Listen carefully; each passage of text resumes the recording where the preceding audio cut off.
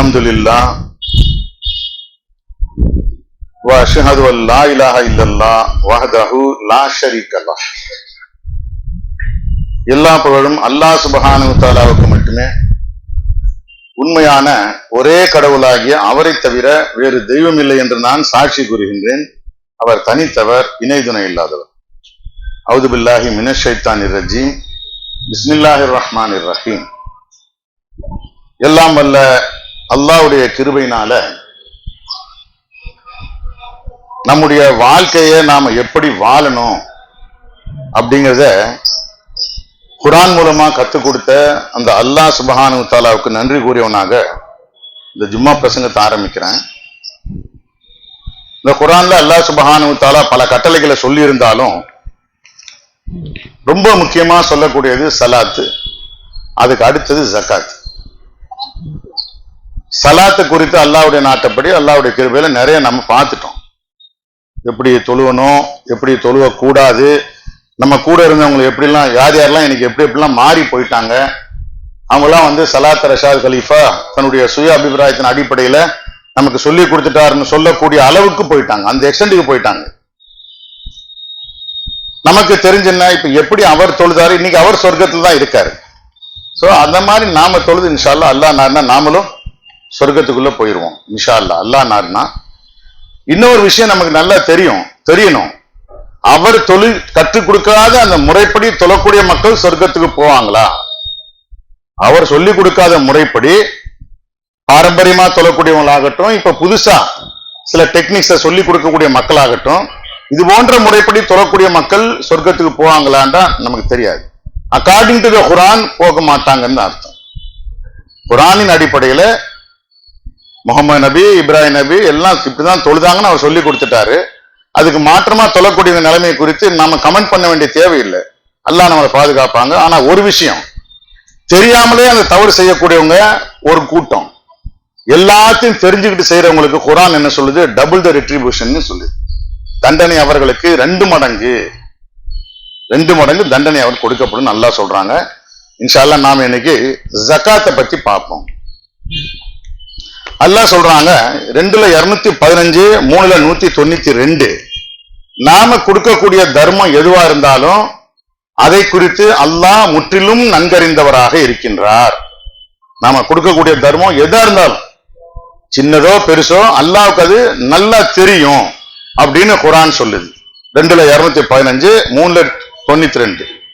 அது மட்டும் இல்லாம the charity we give, நாம் கொடுக்கக்கூடிய அந்த தர்மம், நாம் கொடுக்கக்கூடிய அந்த தர்மமானது will be compensated by our Lord many more times or many times over. நாம கொடுக்கக்கூடிய அந்த தர்மம் வீணா போறதில்லை, அத பன்மடங்கா அல்லாஹ் சுப்ஹானஹு வ தஆலா நமக்கு திருப்பி கொடுப்பாங்க. இது 100% உண்மை.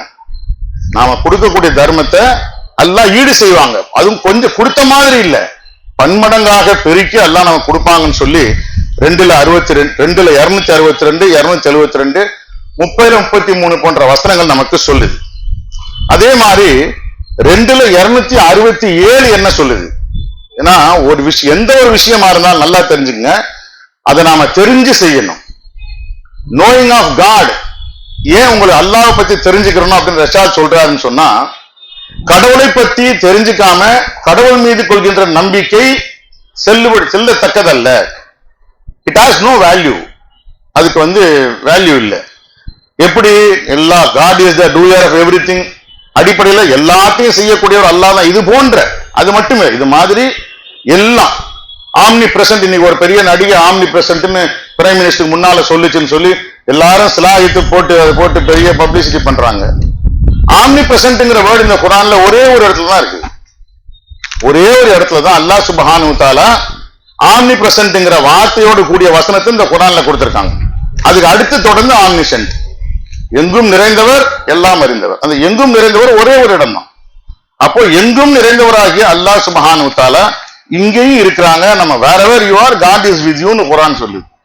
அப்ப நீங்க எங்க இருந்தாலும் உங்க கூட அல்லாஹ் இருக்கிறாங்க அப்படிங்கிற அந்த சிந்தனை, அந்த அல்லாஹ் எப்படிப்பட்டவங்க அப்படிங்கிற அந்த அறிந்து கொள்ளக்கூடிய அந்த அறிவு இருந்தாதான் நாம தவறு செய்யறது அல்லாஹ்வுடைய நாட்டப்படி நாம பாதுகாக்கப்படுவோம். அல்லாஹ்வுடைய நாட்டை அல்லாஹ் நாடுனா நாம பாதுகாக்கப்படுவோம். ஆக நாம கொடுக்கக்கூடிய we should give to charity from the things that we also want. நமக்கு தேவையுடைய பொருட்கள்ல இருந்து நம்ம தர்மம் கொடுக்கணும் அல்லாஹ் சுப்ஹானஹு வ தஆலா சொல்றாங்க. உங்களுடைய கண்கள் மூடியவைகளாக இருந்தாலே தவிர எதை நீங்க தேர்ந்தெடுக்க மாட்டீங்களோ அந்த மாதிரி கெட்ட பொருட்களை அடுத்தவங்களுக்கு கொடுக்கறதுக்குன்னு எடுக்காதீங்கன்னு சொல்றாங்க. அல்ல வேஸ்டா தூக்கி போடுறது, அங்க ஏன் தூக்கி போடணும், இவர்கிட்ட கொடுப்போன்னு கொடுத்துறாதீங்க.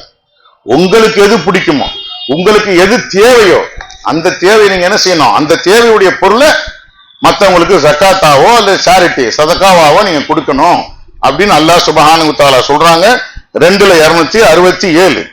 அது மட்டும் இல்லாம 3:92 என்ன சொல்லுது, we cannot attain righteousness until we give to charity from the possessions we love. நாம் விரும்புகின்ற, நாம நேசிக்கின்ற உடைமைகளில் இருந்து, ஆள் இல்ல, possessions in the sense சொத்து சொகம் பணம் வண்டி சைக்கிள், நீங்கள் விரும்புகின்ற உடைமைகளில் இருந்து நீங்கள் தர்மம் செய்யாத வரை உங்களால் நன்னெறியை அடைய முடியாது. ஆக நாம நன்னெறியை அடையணும், நன்னெறியாளர்களாக இருக்கணும்னு சொன்னா நாம் நேசிக்கின்ற நாம் விரும்புகின்ற உடைமைகளில் இருந்து கொடுக்கணும். இப்ப நான் ஒரு வேல்யூஷன் சட்டை வாங்குறேன்னா ஒருத்தர் கொடுக்கணும், அதுதான் கொடுக்கணும். நான் ஒரு 100-200 சட்டை வாங்கி அவருக்கு கொடுத்துட்டு நான் 2000-3000 சட்டை வாங்கி போட முடியாது. நான் எதை சாப்பிடுறேனோ, நம்ம சாப்பிடுற குர்ஆன்ல ஸ்பெசிபிக்கா அந்த வேர்டு இருக்கு, நீங்க உண்ணுகின்ற உங்களுடைய குடும்பத்தார் உண்ணுகின்ற உணவுகளில் இருந்து ஏழைகளுக்கு நீங்க தர்மம் பண்ணுங்க. நீங்க இப்ப எனக்கு பிரியாணி பிடிக்கணும்னா பிரியாணி கொடுக்கலாம், தேங்காய் சோறுனா தேங்காய் சோறு கொடுக்கலாம். எனக்கு பிடிக்கக்கூடிய உணவை தான் மற்றவர்கள் கொடுக்கணுங்கிறது அல்லாஹ்வுடைய கட்டளை. இங்க என்ன சொல்லுது 3:92, நீங்கள் விரும்புகின்ற உடைமைகளில் இருந்து நீங்கள் அடுத்தவங்களுக்கு தர்மம் கொடுக்காத வரையில உங்களால் நன்னெறியை அடைய முடியாது. நன்னெறியை அடையலன்னு சொன்னா we are not righteous people. நன்னெறியாளரான மக்களாக நாம் இருக்க முடியாது. ஒட்டுமொத்த குர்ஆனும் எத்தனையோ பாக்கியங்கள், எத்தனையோ வெகுமதிகள், எத்தனையோ அருட்கொடைகளை அல்லாஹ் சுப்ஹானஹு வ தஆலா இந்த குர்ஆன் மூலமா நமக்கு சொல்றாங்க. நல்லா பாருங்க, எல்லாருமே for the righteous people. யார் நன்னெறியாளர்களான மக்களாக இருக்கிறாங்களோ அவங்களுக்கு தான் நல்லா சொல்றாங்க. அப்படிப்பட்ட நன்னெறியை நீங்க அடையணும்னு சொன்னா நீங்க என்ன செய்யணும், நீங்க விரும்புகின்ற உடைமைகளில் இருந்து மற்றவங்களுக்கு தர்மமா கொடுக்கணும் அப்படின்னு அல்லாஹ் சொல்றாங்க. அடுத்து when we give charity we should do it for the sake of God. நாம தர்மம் கொடுக்கும் போது அந்த தர்மத்தை கடவுளுக்காக கொடுக்கணும், அல்லாஹ்வுக்காக கொடுக்கணும்னு சொல்றாங்க. ஒரு இடத்துல அல்லாஹ் என்ன சொல்றாங்க, நீங்க தர்மம் கொடுக்கும் போது நாங்க உங்கள்கிட்ட இருந்து எந்த நன்றியையோ அல்லது பிரதிபலனையோ எதிர்பார்க்கல, நாங்க இது அல்லாஹ்வுக்காக கொடுக்கிறோம்னு சொல்றாங்க. அல்லாஹ் எல்லா இடத்தையும் சொல்ல முடியாதுன்னு வச்சுக்கிறேங்க, அட்லீஸ்ட் நினைக்கலாம், நான் தர்மம் கொடுக்கிறேன், என்ன படைச்சவர் இது எனக்கு கட்டளையிட்டு இருக்காரு, உங்கள்கிட்ட நீங்க தேங்க்ஸ் சொல்லணும்னு எதிர்பார்க்கல, உங்கள்கிட்ட எந்த பிரதிபலனும் எதிர்பார்க்கல. ஆகையினால நான் அல்லாஹ்வுக்காக செய்யறேன், நம்ம கடவுளுக்காகத்தான் அதை செய்யணும். 2:272 அல்லாஹ் சுப்ஹானஹு வ தஆலா சொல்றாங்க, செய்யக்கூடிய தர்மம் அல்லாஹ்வுக்காக. அதே மாதிரி when we give to charity we should do it to seek God's pleasure. கடவுள் மகிழ்ச்சி அடைவார் அப்படின்னு எதிர்பார்த்து அல்லாஹ்வுடைய மகிழ்ச்சியை தேடி 30:38 நாம தர்மம் கொடுக்கும் போது இப்படிதான் கொடுக்கணும் தர்மம்.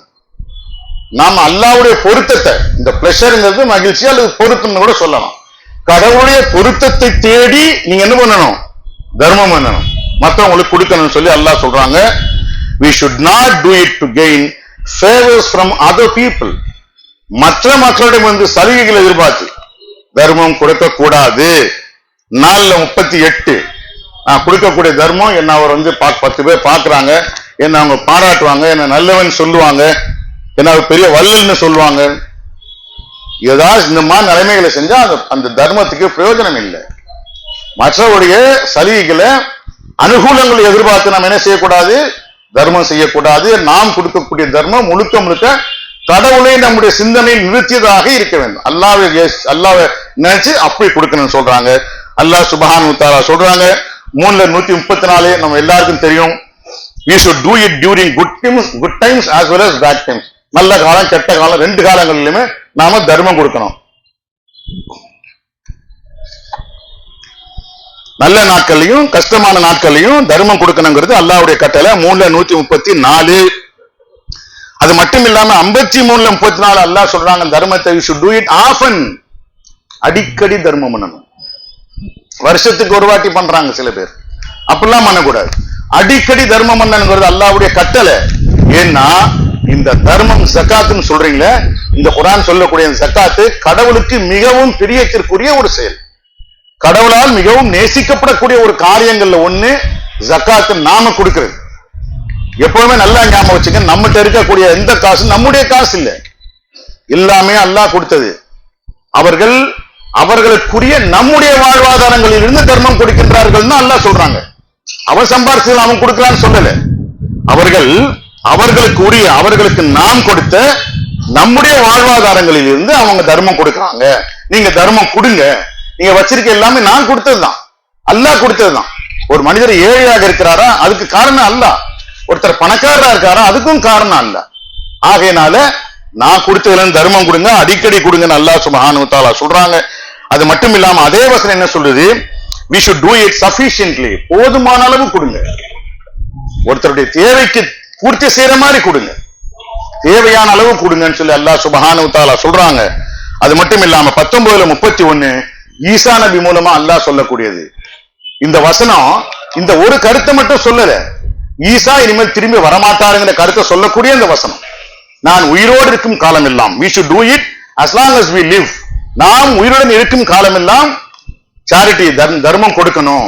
ஈசா என்ன சொல்றாரு, நான் உயிரோடு இருக்கும் காலம் எல்லாம் தர்மம் கொடுக்க வேண்டும் என்பது எனக்கு கடவுளிட்ட கட்டளைன்னு சொல்றாரு. அல்லாஹ் எனக்கு என்ன கட்டளை இருக்காங்க, நான் உயிரோடு இருக்கிற காலம் எல்லாம் தர்மம் கொடுக்கணும். இன்னைக்கு அவர் இல்ல, அவர் இருப்பார் நம்பக்கூடிய மக்கள் அவர் எங்க இருந்து தர்மம் கொடுப்பாருங்கிற கேள்விக்கு பதில் சொல்ல முடியாது. ஆக அவர் இல்லைங்கிறதுக்கு இன்னைக்கு இறந்து போயிட்டாருங்கிறதுக்கு உண்டான ஒரு ஆதாரமாக இது இருந்தாலும், நமக்கான கருத்து நமக்கான உபதேசம் என்னன்னு சொன்னா, நாம் வாழுகின்ற காலம் எல்லாம் நாம் என்ன செய்யணும், கட்டாயமா தர்மம் கொடுக்கணும். we should do it privately and publicly. இது ஒரு முக்கியமான விஷயம். நீங்க ரகசியமாகவும் கொடுங்க, பகிரங்கமாகவும் கொடுங்க. ரகசியமா கொடுக்கிறது, பகிரங்கமா கொடுக்கிறது. இப்ப பகிரங்கமா கொடுக்கிறது குர்ஆன் சொல்லுற ஒரு இடத்துல நீங்க தர்மத்தை பகிரங்கமா கொடுங்க, பல பேருக்கு தெரியற மாதிரி கொடுங்க, அதுவும் நல்லதுதான். ஆனா அதை மறைச்சு நீங்க ரகசியமா கொடுக்கிறது மேலானதாக இருக்கிறது, பெட்டரா இருக்குன்னு சொல்றாங்க. பகிரங்கமா கொடுக்கிறது நல்லது. இப்ப ஒருத்தர் இருக்கிறாரு, அவர் பகிரங்கமா கொடுக்கணும்னு நினைக்கிறாரு. இன்னும் ஒரு வசனம் குர்ஆன் என்ன சொல்லுது, சில பேர் இருக்கிறாங்க அவங்களுடைய கண்ணியத்தின் காரணமா அவங்கள பணக்காரங்கன்னு எல்லாம் நினைப்பாங்க, அவங்க யார்ட்டையும் வலிஞ்சு காசு கேட்க மாட்டாங்க. ஆனா சில அறிகுறிகள் மூலமா உங்களால அவங்கள அடையாளம் காண முடியும், அவங்கள தேடி பிடிச்சு கொடுங்கன்னு சொல்லுது குர்ஆன். இது நம்ம எல்லாருக்கும் தெரியும். இப்ப உதாரணத்துக்கு ஒருத்தர் தர்மத்தை அந்த மாதிரி ஒரு ஆளா நான் இருக்கேன்னு, நான் ஒருத்தர்கிட்ட போய் காசு கேட்கிறேன், என்னுடைய தேவைக்காக பணம் கேட்கிறேன். எனக்கு கொடுக்கணும்னு நினைக்கக்கூடிய அந்த நபர் நல்ல மனுஷன், அவர் என்ன நினைக்கிறாரு, நான் இவருக்கு கொடுக்கக்கூடிய தர்மத்தை 10 பேர் பார்த்தாங்கன்னு சொன்னா அவங்களும் கொடுப்பாங்கல்ல, சோ என்னுடைய இந்த செயல் அவர்களையும் தர்மம் கொடுப்பதற்கு தூண்டும் அப்படிங்கிற ஒரு நல்லெண்ணத்தின் அடிப்படையில அவர் அந்த முடிவு எடுக்கிறாருன்னு வச்சுக்கிறோம். இதுல 2 பிரச்சனை இருக்கு. ஒண்ணு, நீங்க எனக்கு கொடுக்கறத 10 பேர் பாக்குறாங்க, அதே 10 பேர் நான் வாங்குறதையும் பாக்குறாங்கல்ல, அது எனக்கு ஈனம், அது எனக்கு அவமானம் தானே. அது மட்டும் இல்ல, நான் ஒரு கண்ணியமான நபரா சுத்திக்கிட்டு இருக்கிறேன் ஏரியால. அப்போ கொடுக்கக்கூடிய உங்களை பார்க்கக்கூடிய அதே நபர் வாங்கக்கூடிய எண்ணெயும் பார்க்கும்போது அது என்ன பாதிக்கும். குர்ஆன் என்ன சொல்லுது, பாதிக்க கூடாது, யாருக்குமே பாதிப்பு ஏற்படுத்தக்கூடாது. இன்னொரு பாயிண்ட் என்னன்னா, நீங்க பார்க்கணும் எதிர்பார்க்க அந்த 10 பேரும் நல்லவனா இருக்க மாட்டான், 8 பேர் நல்லவனா இருந்தாலும் 2 பேர் ட்ரபிள் மேக்கர்ஸா இருப்பான். என்னடா இது, இவர் போடுற சட்டை என்ன, இவர் அடிக்கிற சென்ட் என்ன, பெரிய பணக்காரன் நினைச்சேன், பாய் காலி கடா போல இருக்குத, வெறும் பணியா இருந்திருப்ப. ஒரு கவுண்டர் ஒண்ணு கொடுப்பான், ஒரு நிந்தனையோடு கூடிய ஒரு சில வார்த்தைகளை அவர்கள் பயன்படுத்துவதற்கு பகிரங்கமா நீங்க கொடுக்கக்கூடிய தர்மம் காரணமாறதுக்கு உண்டான வாய்ப்பு இருக்கு இல்லையா. அதுக்குதான் அல்லாஹ் சொல்றாங்க, நீங்க ரகசியமா கொடுங்க, எனக்கு நிந்தனை ஏற்படுத்தக்கூடாது. வாங்கக்கூடிய நான் அல்லாஹ்வுடைய நாட்டைப்படி தான் நான் வாங்குறேன், கொடுக்கக்கூடிய நீங்க உங்களை கொடுக்கக்கூடிய இடத்துல அல்லாஹ் வச்சதுனால கொடுக்குறீங்க, சோ எனக்கு எந்த பாதிப்பு வரக்கூடாது. அதன் அடிப்படையில நிந்தனையோடு தொடர்ந்த தர்மத்தை காட்டிலும் கனிவான வார்த்தைகளும் குர்ஆன் சொல்லுதா ஐயா, என்ன பாய் 2, ஒன்னு கம்பேஷனேட் அண்ட் மறந்துட்டேன்,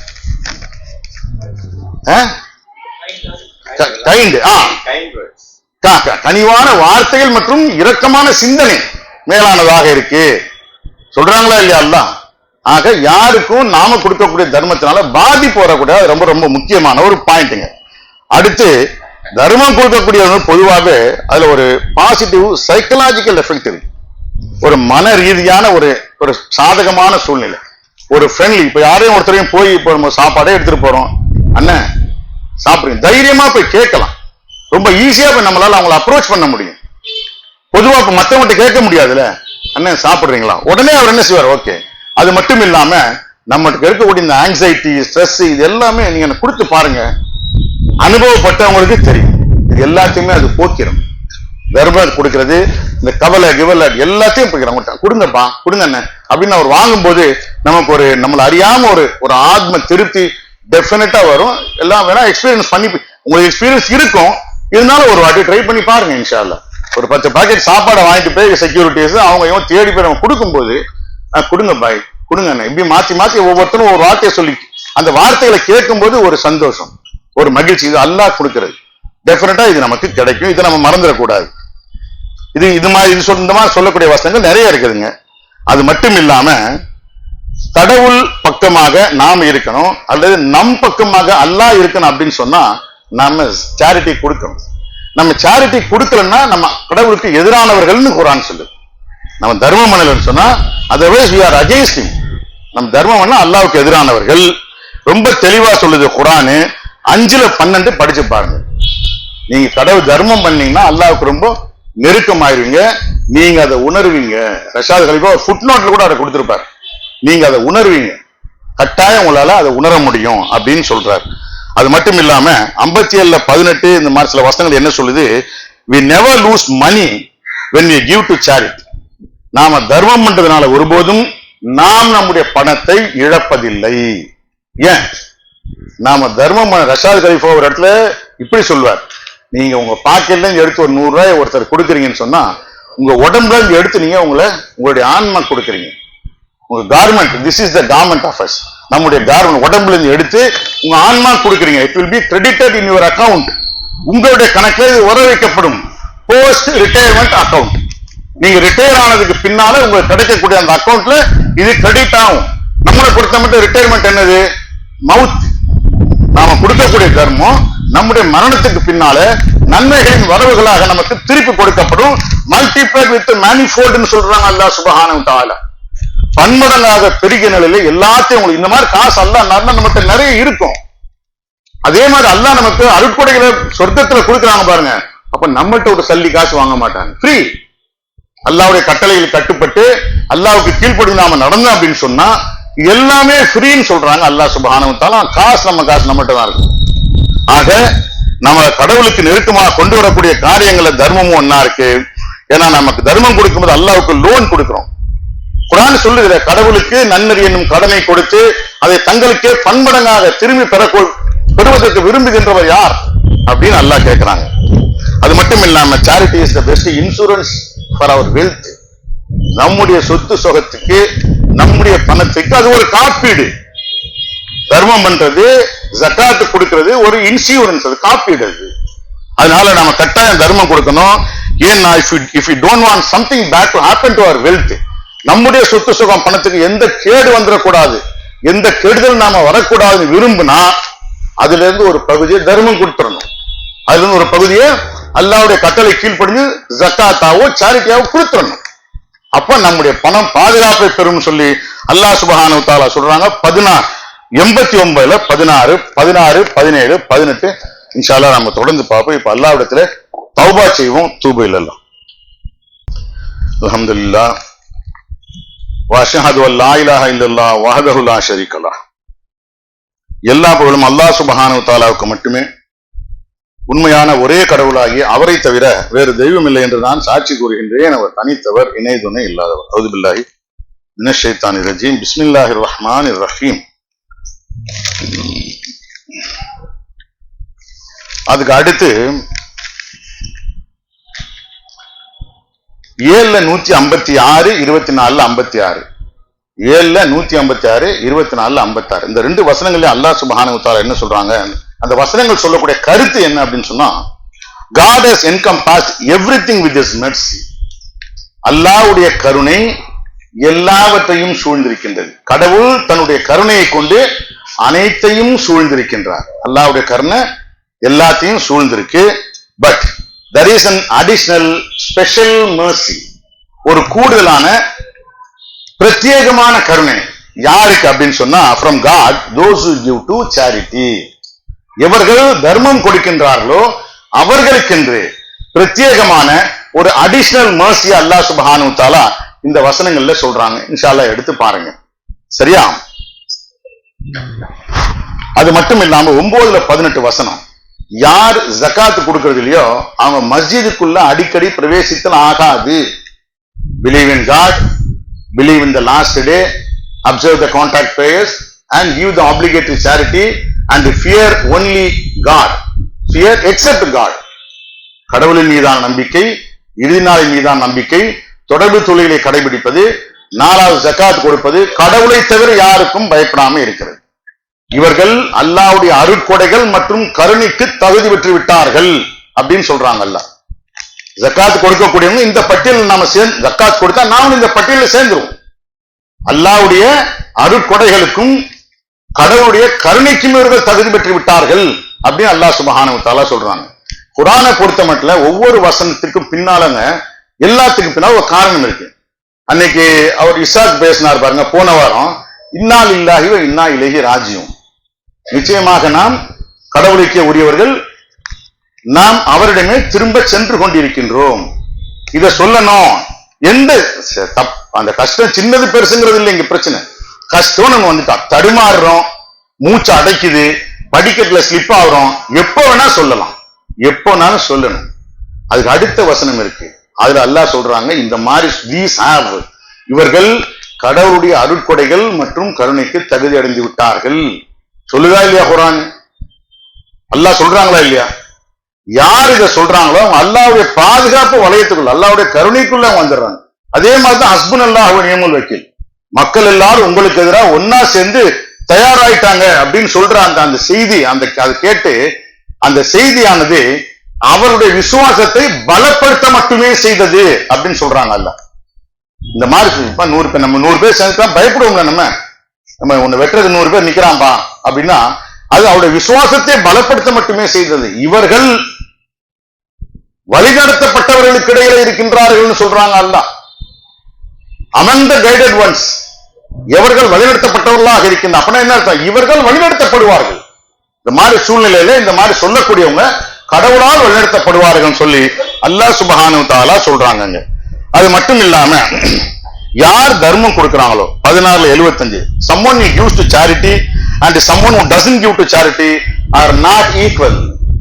எப்படி சொல்றாங்க அல்லாஹ்?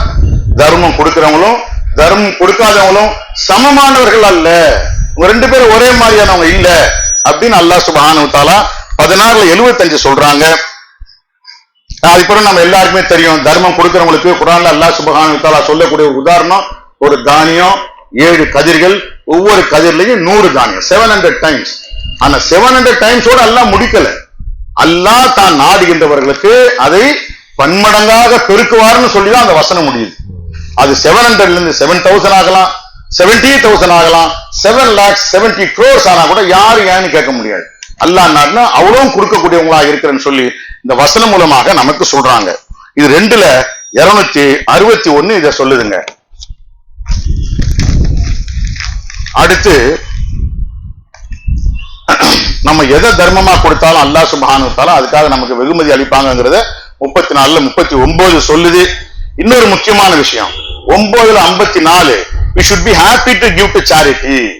நாம தர்மம் கொடுக்கும் போது சந்தோஷமா கொடுக்கணும், தர்மம் கொடுப்பதை குறித்து மகிழ்ச்சி அடையணும்.